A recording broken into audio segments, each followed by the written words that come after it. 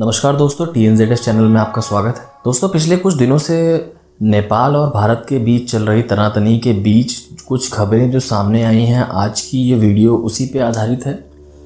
तो हर बार की तरह आगे बढ़ने से पहले आपसे अनुरोध है कि हमारे चैनल को लाइक करें एवं अपनी स्क्रीन पर आ रहे सब्सक्राइब बटन को ज़रूर दबाएं। तो दोस्तों, बात कुछ ऐसी है कि लिपू लेक विवाद के बाद नेपाल ने अपने देश का एक नया नक्शा जारी किया है, जिसमें भारत के 395 वर्ग किलोमीटर क्षेत्र को नेपाल में दिखाया गया है।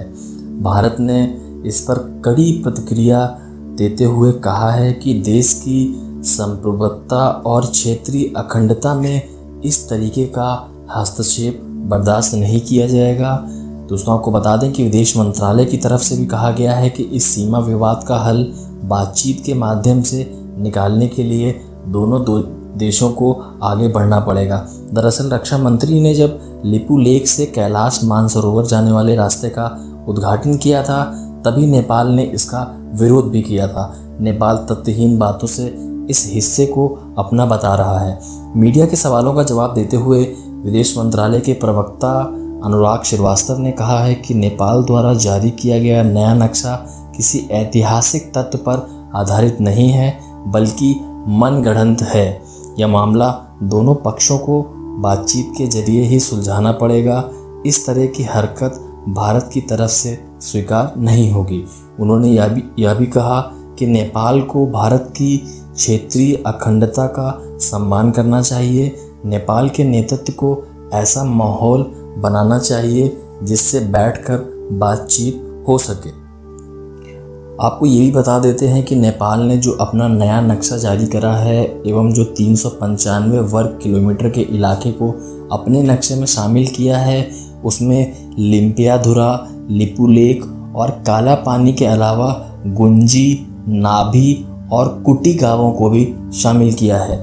नेपाल के नए नक्शे में काला पानी के कुल 60 वर्ग किलोमीटर के इलाके को अपना बताया है।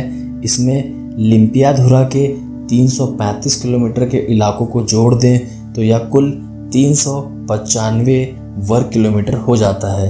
इस तरह से नेपाल ने भारत के 395 किलोमीटर के इलाके पर अपना दावा ठोक दिया है।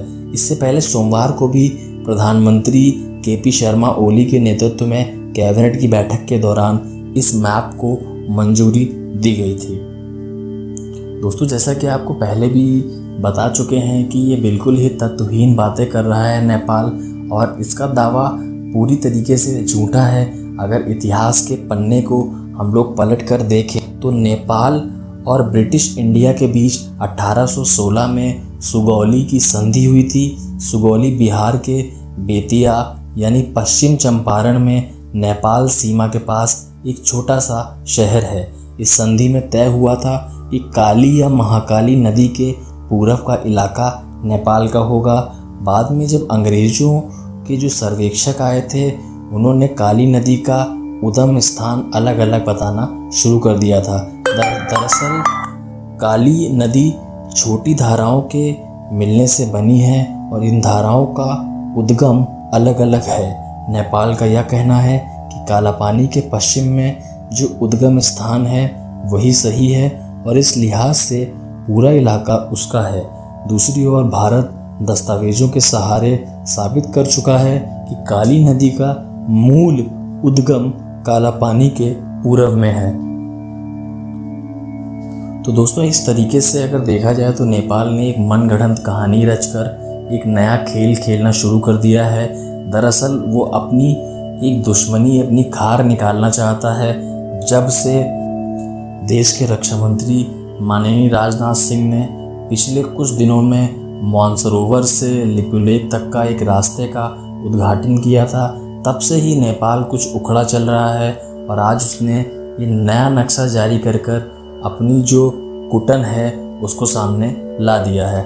तो दोस्तों, आज की वीडियो में सिर्फ इतना ही। आगे भी हमसे जुड़ते रहें ऐसी ही रोमांचित खबरों के लिए। तब तक के लिए स्वस्थ रहें, सुरक्षित रहें। जय हिंद, जय Bharat. Press the bell icon on the YouTube app and never miss another update.